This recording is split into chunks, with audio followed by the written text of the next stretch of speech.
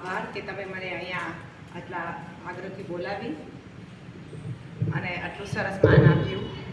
અને એક દિવસ હું તમારી જેમ જ ત્યાં બેઠેલી હતી અને એ દરમિયાન મને મારા જે સપનાઓ હતા કે એક દિવસ હું પણ નીતાબેન, નીનાબેન અને બીજા બધા પ્રિન્સિપલો, પ્રોફેસરોની જેમ હું પણ એક દિવસ ત્યાં એ જગ્યાએ પહોંચીશ.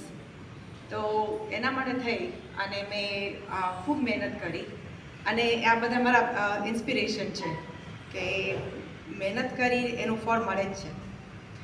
તો જેમ મિતાબેને કીધેલું એમ અહીંયા મેં મારી માસ્ટર ડિગ્રી કરી અને હું ત્યાં ન્યુયોર્ક કોલેજમાં મેં અપ્લાય કર્યું ન્યુટ્રિશન અને ડાયટેટિક્સને પ્રોગ્રામમાં. અને મને એ લોકોએ બહુ બધી ક્રેડિટ આપેલી. જે પણ હું અહીંયા ભણી છે ને એની બધી જ ક્રેડિટો મને આપી અને મારે થોડા ઘણા જ ક્લાસીસ લેવા પડ્યા હતા. દેટ મીન્સ કે અહીંયા જેટલું ભણાવેલું છે એ બહુ મહત્ત્વનું છે અને એ મને બહુ ઉપયોગી આવ્યું છે. અને મને રજિસ્ટર્ડ ડાયટિશિયનની ડિગ્રી મળ્યા પછી મારો રોલ છે એ હોસ્પિટલની અંદર પેશન્ટો જ્યારે આવે કે જેમને તકલીફ હોય કે કિડનીનો પ્રોબ્લેમ હોય, ડાયાબિટીસ હોય, હાઈ બ્લડ પ્રેશર હોય, લેક્ટેટિંગ વિમેન હોય, પ્રેગ્નન્ટ વિમેન હોય, એમને ખોરાક શું આપવું. ઘણી વખત એવું કહે છે ને કે જે ફૂડ છે એ જ તમારી દવા છે, રાઈટ? દવાનો તો કેટલી બધી સાઈડ ઇફેક્ટો છે પણ ફૂડની કોઈ સાઈડ ઇફેક્ટ નથી. ફૂડથી ઘણા બધા ડિઝીઝો ક્યોર થાય છે, બરાબર ને? તો એ ડાયટિશિયનનું બહુ જ મહત્ત્વ છે અમેરિકામાં. પહેલી વસ્તુ, ફૂડથી તમે કોઈ પણ ડિઝીઝ છે કે રોગ છે એનું નિવારણ લઈ આવો અને એ ના હેલ્પ થાય તો પછી દવા તમે લો, બરાબર? અને એ સમિતાબેને કીધેલું કે આ ન્યુટ્રિશન મંથ છે તો એના માટે સ્પેશિયલી વિમેન માટે થઈને હું થોડું કહીશ કે પ્રેગ્નન્ટ વિમેન અને લેક્ટેટિંગ વિમેન વિશે તમને થોડી માહિતી આપું છું.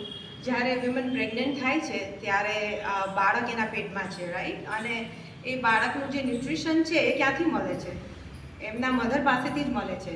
અને એ મધર છે જો એ બરાબર ના ખાય તો બાળક તો એનું જે ન્યુટ્રિશન લેવાનું છે એ લેવાનું જ છે, રાઈટ? મધરના બોડીમાંથી. એટલે કેલ્શિયમ છે, આયર્ન છે, બધું જ.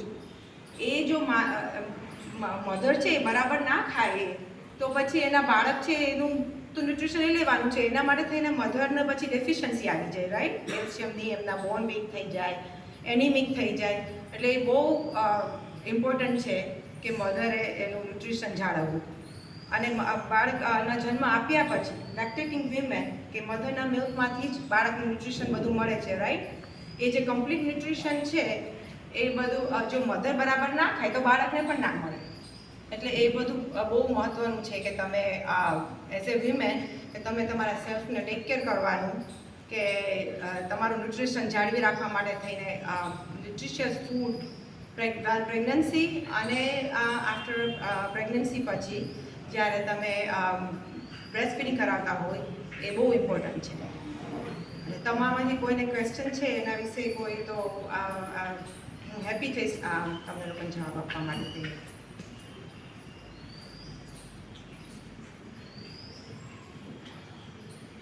હોય અત્યારે ના હોય તો પાછળથી પણ હું અહીંયા રોકાવાની હજી બીજી 2 કલાક. તો અને તમને મારા ન્યુટ્રિશન વિશે આગળ ભણવા માટે થઈને કે કોઈ પણ ક્વેશ્ચન હોય, ડિગ્રી લેવા માટે થઈને, ફ્યુચર સ્ટડી માટે થઈને, તો હું હેપી થઈશ તમને લોકોને હેલ્પ કરવા માટે થઈને. પણ આઈ હેવ ટુ સે કે thank you so much for મારા બધા ગુરુજનોને કે મને એટલું સરસ એમને જ્ઞાન આપ્યું છે કે એ મને બહુ હેલ્પફુલ થયું છે મારા કેરિયર માટે થઈને. અને હું અહીંયા જે જગ્યાએ છું એ આઈ થિંક એમના થકી જ છું.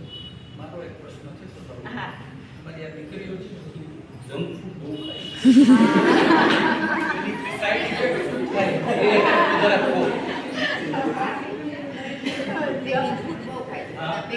પેકિંગ ફૂડ સાચી વાત છે. ના, પેકિંગ ફૂડના બહુ સાઈડ ઇફેક્ટો, નેગેટિવ સાઈડ ઇફેક્ટો છે, રાઈટ? પેકિંગ ફૂડ કેવી રીતે તમે જે ફ્રેશ ફૂડમાં જે ન્યુટ્રિશન છે એ પેકિંગ ફૂડમાં તો મળવાનું જ નથી, રાઈટ? પેકિંગ ફૂડમાં એટલું સોડિયમ વધારે હોય, એ બધું પ્રિઝર્વેટિવો નાખેલા હોય એટલે ન્યુટ્રિશનના નામે તો ઝીરો જ છે. એટલે ફ્રૂટ્સ, ફ્રેશ ફ્રૂટ્સ, વેજીટેબલ્સ, ઘરનું ખાવાનું, આપણું ઇન્ડિયન ખાવાનું તો સૌથી બેસ્ટ છે. આપણા જે સ્પાઇસીસ ને બધું છે ને, અમેરિકામાં બધા એટલું ઇન્ડિયન ઉપર આવી ગયા છે, ફૂડ ઉપર આવી ગયા છે કે વાત ના કરો. એ લોકો હળદર ને એવું બધું વાપરવા પડી ગયા છે આપણા મસાલા. એટલે આપણું જે ઘરનું ખાવાનું અને જે ઘરના તે બનાવેલું ફ્રેશ ખાવાનું છે ને એ સૌથી વધુ ન્યુટ્રિશિયસ છે. એટલે મારો એવો આગ્રહ છે કે તમે લોકો અહીંયા લંચ કે કાંઈ પણ લઈ આવતા હોય તમારા માટે તો ઘરનું બનાવેલું લઈ આવો.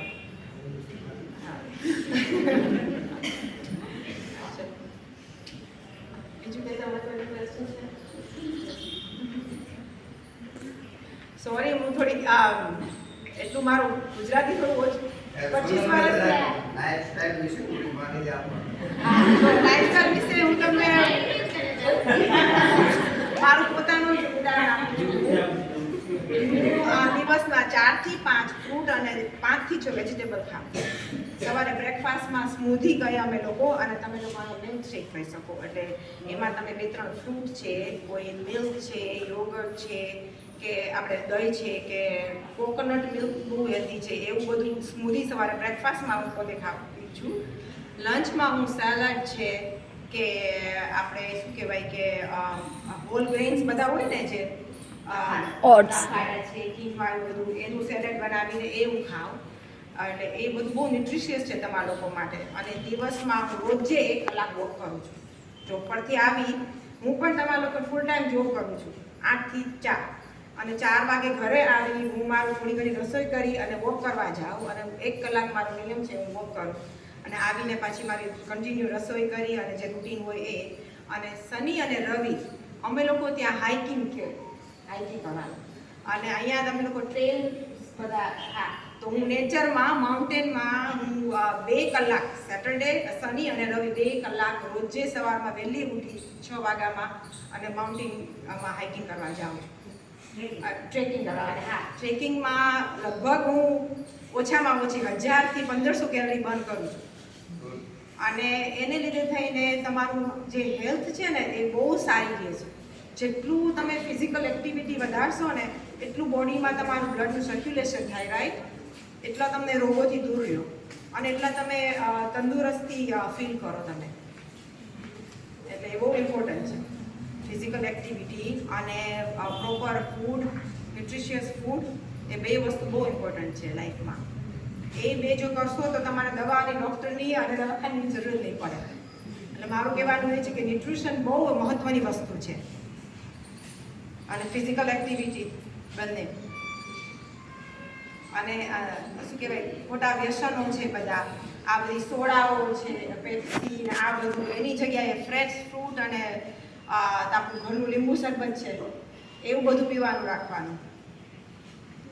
એવો મારો આગ્રહ છે.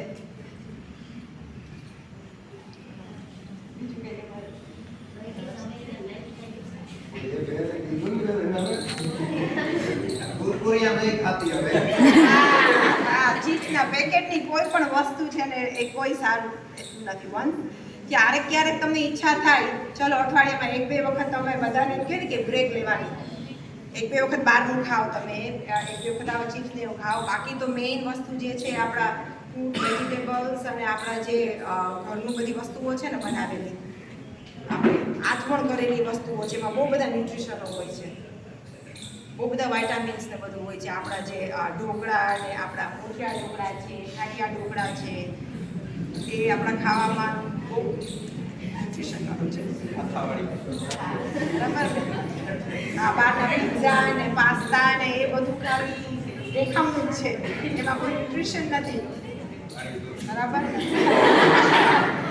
શનિ રવિ તમે લોકોને બરાબર છે, ક્યારેક બધાને પીનો મન થાય એવું ખાવાનું, તળેલું ને ચટપટું ને, તો એમાં બ્રેક લેવાની, અઠવાડિયામાં 1-2 વખત એ ખાવાનું. બાકી તો મેઇન છે જે આપણા જે સાચો ખોરાક તો એ જ છે જે આપણો ઘરે બનાવેલો. બરાબર. મને બહુ ખુશી થઈ તમને બધાને મળીને, અને મારા જૂના દિવસો મને યાદ આવી ગયા. એક દિવસ હું ત્યાં બેઠેલી હતી